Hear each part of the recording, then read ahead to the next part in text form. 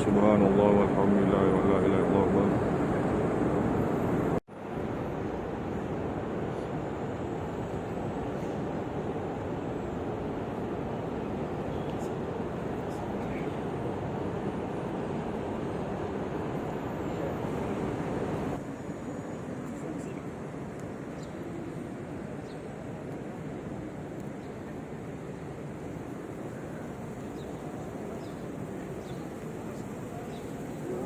Suasana dalaman Masjid Quba. Alhamdulillah. Subhanallah. Alhamdulillah. Allah Akbar. Suasana pengarangan Masjid Quba di hari Jumaat. Ziarah nak Masjid Quba hari Jumaat, bermula segala hari, insya-Allah.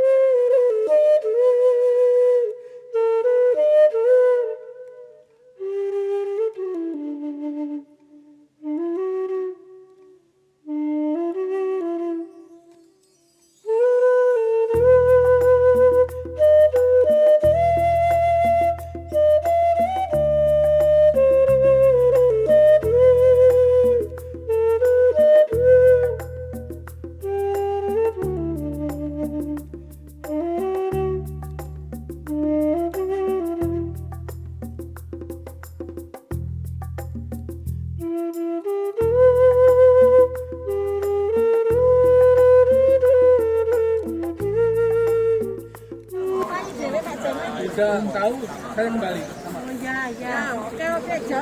Oke.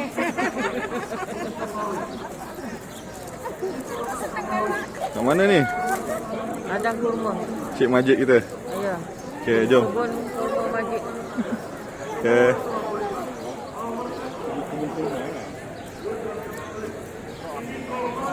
Ini aku saja 100.080 rupiah. Untuk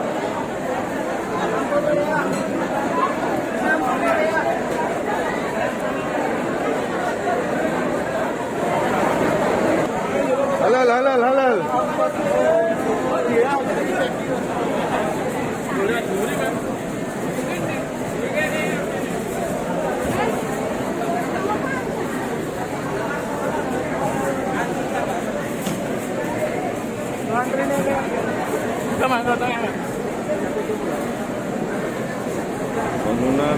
Bangunan lama yang terletak di Pasar Korma. Suasana di kawasan parkir. Kawasan parkir Korma, Pasar Korma. Okey, bersedia naik bas? Okey.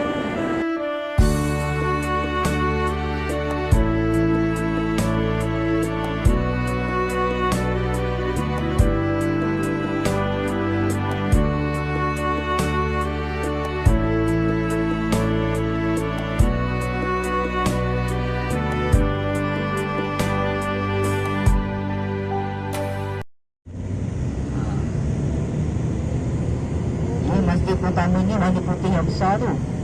Kemudian dia ada masjid kecil-kecil warna koko tu. Tu pada asalnya markas tentera. Kalau yang atas bukit sana tu yang saya tunjuk tu, tu adalah tempat Nabi berdoa. Okey, atas bukit tinggi tu dia ada bangunan lama tu, itu adalah kubu pada zaman Osmaniyah. Pada zaman Osmaniyah, di sekeliling bumi Madinah dibina kubu pertahanan pada zaman Osmaniyah. Jadi itu adalah serpihan kubu pada zaman Osmaniyah. Nampak tak? Bukit tinggi tu ada bangunan lama kecil tu. Itu adalah serpihan kubu pada zaman Osmaniyah. bukit itu namanya Jabal Sila. Bukit Sila, bukan silap, Sila. Huruf Ain, Sila. Di atas Bukit Sila tu dia ada satu gua tempat Nabi bermalam. Macam saya cerita, strategi yang digunakan oleh Rasulullah adalah menggali parit. Jadi sebelum peperangan, proses menggali parit, Rasulullah bermalam di sebuah gua.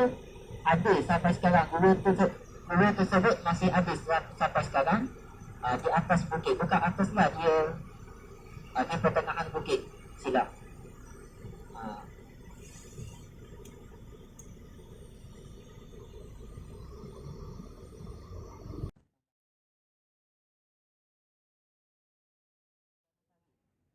Sana di Bukit Uhud, di mana antara peperangan yang penting dalam sejarah Islam berlaku perang Uhud di sini.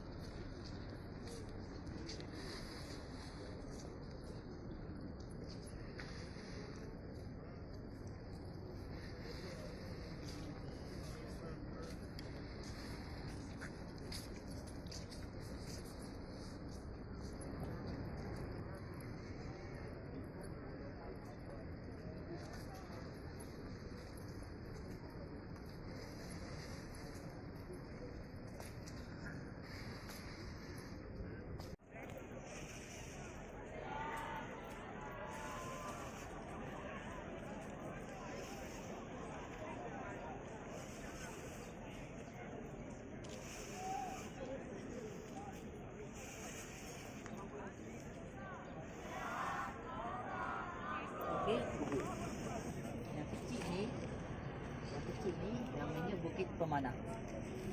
Jadi strategi yang dipakai oleh Rasulullah sallallahu alaihi wasallam, Bukit Uhud sebagai benteng dari arah belakang. Bukit Uhud sebagai benteng dari arah belakang. Antara Bukit Pemanah dengan Bukit Uhud, Rasulullah duduk di tengah-tengah, bertahan di tengah-tengah.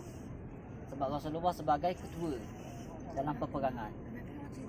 Sini lah. Jadi dikatakan tapak masjid baru ni, masjid yang baru ni namanya Masjid Sayyidina Hamzah. Sayyidina Hamzah namanya. Baik.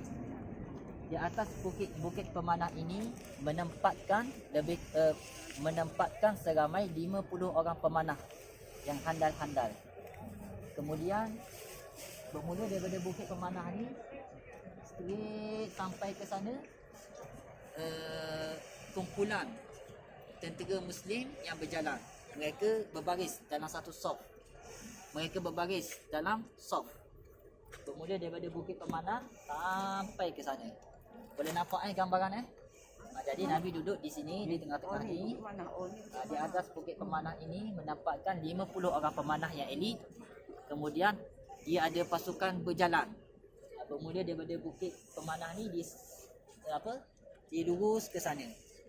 Itu kawasan tentera yang berjalan. Kemudian kumpulan musyrikin datang daripada arah mana? Datang daripada arah sana. Mereka datang daripada arah sana.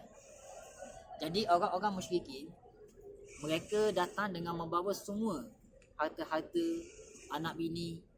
Tujuan dia untuk memberi semangat dalam peperangan. Kalau aku kalah, harta aku dirampas. Jadi kalau aku menang, harta ini tetap milik aku. Jadi tujuan orang-orang musyrikin dibawa semua harta dia dan anak bini dia sebagai semangat, suntikan semangat dalam peperangan. Jadi mereka datang dari arah sana. Tugas 50 orang pemanah adalah memecah belahkan gerakan orang-orang musyrikin. Dan apabila mereka berpecah belah, tentera Islam yang berjalan, mereka akan serang. Boleh nampak? Dan pada ketika itu, kemenangan hampir menjadi milik umat Islam. Tetapi tentera pemanah, 50 orang tentera pemanah, mereka lupa akan nasihat Nabi. Nabi SAW memberi peringatan, kalau kamu melihat mayat-mayat kami dimakan oleh burung-burung, maknanya kalau kamu melihat burung-burung memakan mayat kami, jangan sekali-kali turun daripada bukit. Ini pesanan Nabi untuk pasukan pemanah. Maknanya apa? Burung makan jasad kami. Maknanya kalau aku mati dan kalah sekalipun, jangan turun daripada bukit. Tetapi apabila umat Islam hampir menang, mereka tentera pemanah ni melihat adanya harta-harta rampasan. Harta rampasan perang. Dan mereka menyangka memang mereka telah menang.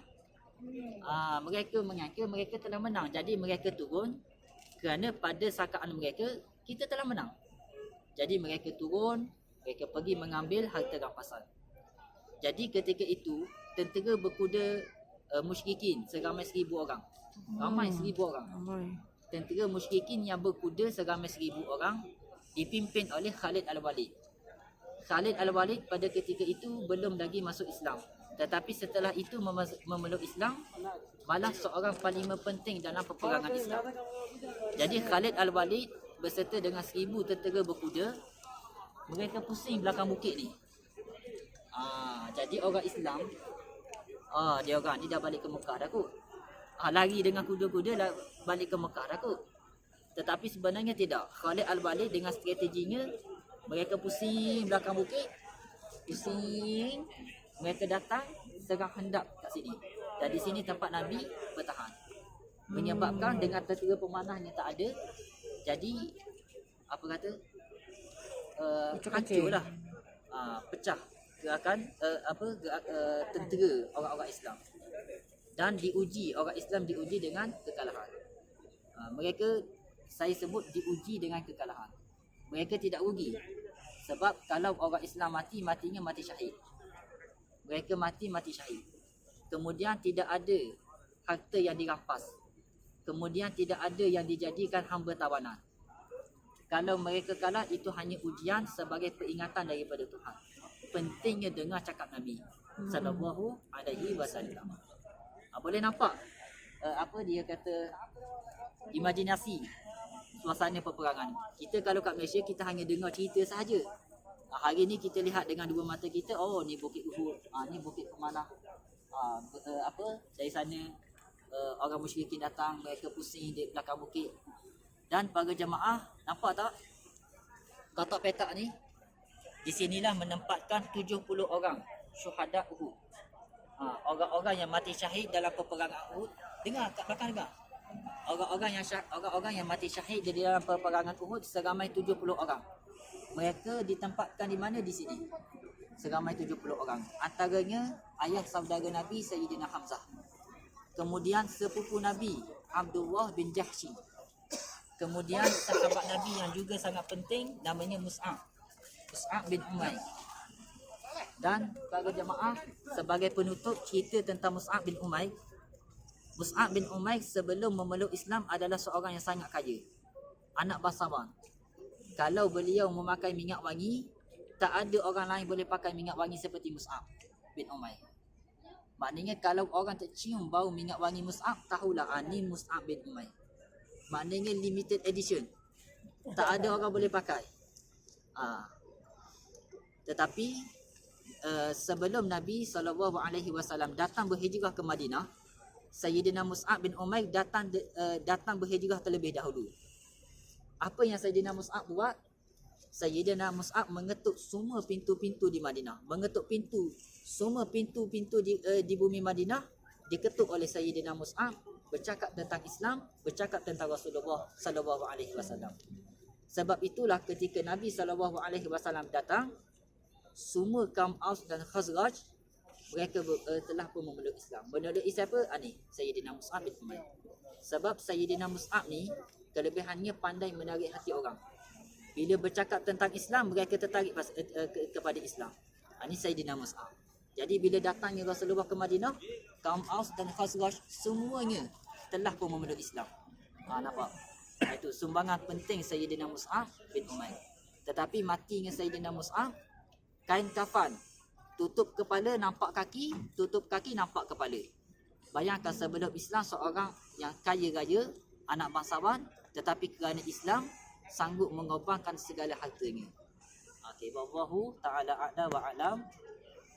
Jadi kita ambil gambar dulu boleh gambar.